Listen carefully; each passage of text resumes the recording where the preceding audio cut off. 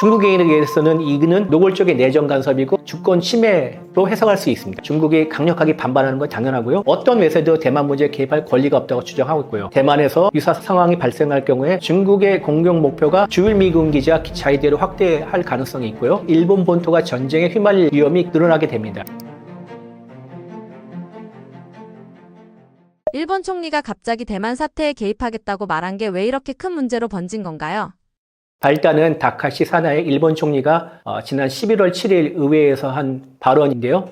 다카이치 사나이 일본 총리가 자민당 총재 선거에 나갔었죠. 자민당 총재는 결국 집권이 여당 자민당 총재는 일본 총리가 되는 것이고요. 근데 총재 선거 때 다카이치 사나이 일본 총리가 중국이 대만 해협을 해상 봉쇄를 한다면은 존립 위기 사태가 될 가능성이 있다는데 구체적으로 어떤 경우를 염두에 두고 한 발언인가 이렇게 질문했습니다. 이에 대해서 다카이치 총리는 전함이 동원되고 무력 사용이 있다면 어떻게 생각하든 존립위기 사태를 볼 수 있다 이렇게 답변했는데요. 이 존립위기 사태라는 이 개념이 문제입니다. 존립위기 사태는 2015년 일본이 안보법제 개정을 하면서 도입한 법적 용어인데요. 아시다시피 일본은 헌법 구조에서 전쟁을 금지하는 평화 헌법을 채택한 국가입니다. 그래서 전수방위 원칙이 있는데 전쟁을 포기했고요. 그런데 2015년 안보법제를 개정하면서 동맹국이나 이런 관련 국가 일본의 안보에 깊은 관련이 있는 국가가 무력 침공을 받아서 일본의 존립을 위협하는 경우로 개념을 확장해서 그때 집단적 자위권을 행사할 수 있다.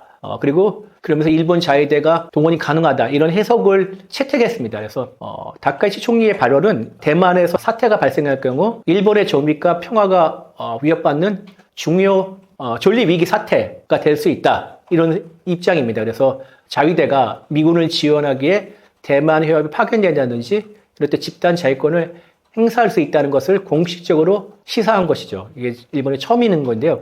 단순하게 이제 외교적 사설을 넘어서 일본의 전후 안보 정책의 근간을 흔들고 동아시아 안보 구도에 긴장을 불러일으키는 발언이라 볼 수 있습니다. 아시다시피 중국은 대만을 이제 자국의 핵심 주권 문제로 인식하고 있고요. 어떠한 외세의 개입도 용납하지 않는다는 하나의 중국 원칙을 고수하고 있습니다. 그래서 다카이치 총리의 발언은 일본이 개입 가능성을 언급한 것인데 중국의 입장에서 보면요. 중국에 의해서는 이는 노골적인 내정 간섭이고 주권 침해로 해석할 수 있습니다. 그래서 중국이 강력하게 반발하는 건 당연하고요.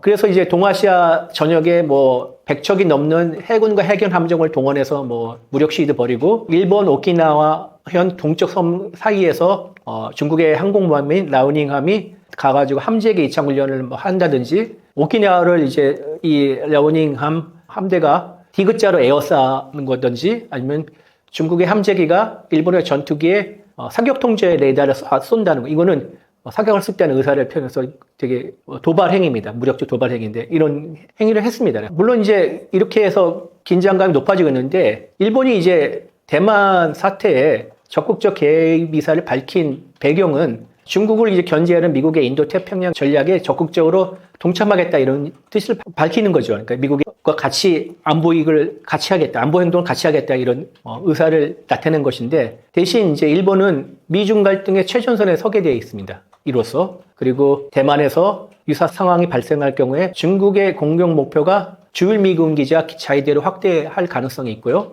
그러면서 일본 본토가 전쟁에 휘말릴 위험이 늘어나게 됩니다. 중국이 이렇게 예민하게 반응한 이유가 단순한 외교 갈등 때문만은 아닌가요? 예, 단순한 외교 갈등 차원을 넘어섰죠. 아까 말씀드렸다시피 대만은 중국의 핵심 영토 주권이고 그렇기 때문에 핵심 영토 주권, 국가 안보, 지역 패권 경쟁 이 세 가지 중대한 전략적 문제에 대한 위협으로 인식이기 때문에 강력하게 반발하는 것입니다. 그러니까 아까 말씀드렸듯이 대만은 핵심 이익이자 내정 문제죠. 그래서 중국은 대만 통일을 국가의 궁극적인 목표로 생각하고 있고요. 어떤 외세도 대만 문제에 개입할 권리가 없다고 주장하고 있고요. 그래서 일본 총리의 발언은 하나의 중국 원칙을 군사적으로 정면 거부하고 중국이 주권이라고 주장하는 문제에 무력을 동원해 개입하겠다는 의사로 밝혔다. 이렇게 중국이 해석하는 겁니다. 중국이 도저히 용납할 수 없는 그런 상황이 지점까지 이르렀다는 것이죠. 그리고 또 한국과 마찬가지로 일본은 중국의 제2차 세계대전 때 침략을 했기 때문에 역사적 기억이 강하게 남아있어서 이렇게 이제 일본이 평화헌법을 넘어서 군사력을 강화하고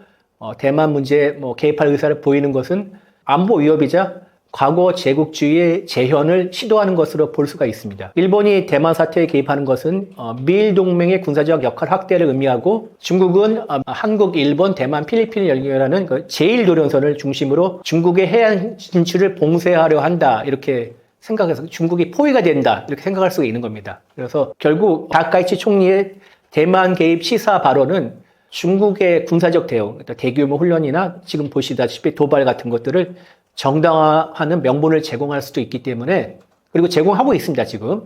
그렇기 때문에 결국 동북아시아 전반적인 지역의 균형과 안정 균형을 깨트릴 수 있는 그런 발언이라고 평가할 수가 있습니다. 일본이 전쟁 가능한 나라로 바뀌려는 흐름이 실제로 현실이 되고 있는 건가요?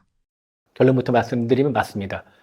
일본은 전쟁이 가능한 나라로 변하고 있는데 이는 단순한 그 수사가 아니라 실제 현실입니다. 지금 일본 정부가 진행하고 있는 일련의 법적, 재정적, 전략적 조치를 통해서 명확하게 드러나고 있습니다. 일단 법적 조치를 보면 2014년에 아베 신조 당시 일본 총리는 평화법 구조, 전쟁 금지 조항이 있는 평화법 구조의 해석을 바꿔서 일본이 직접 공격을 받지 않더라도 밀접한 관계에 있는 타국, 동맹국인 미국 아니면 대만이죠. 타국에 대한 무력 공격이 일본의 존입을 위협할 경우 자위대가 무력을 행사할 수 있도록 허용하겠다 이런 방침을 바뀌었죠. 이게 존립 위기죠. 아까.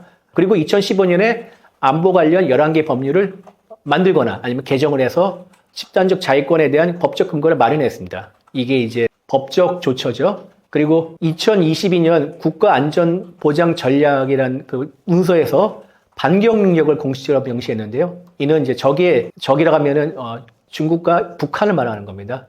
적이 미사일을 발사해 쓴 기지를 직접 타격할 수 있는 능력.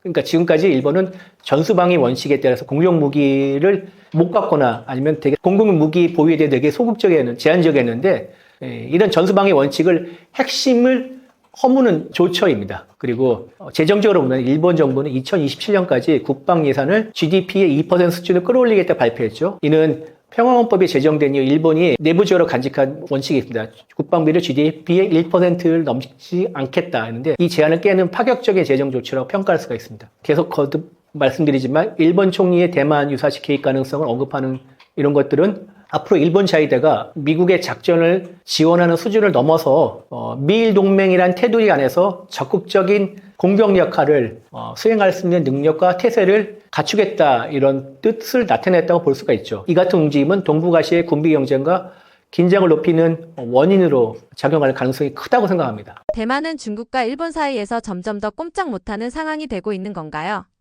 일단은 큰 틀에서 보자면은 꼼짝 못하고 있어서 대만이 어렵다는 게 아니라 대만은 이 같은 일본의 움직임에 대해서 반기는 분위기입니다.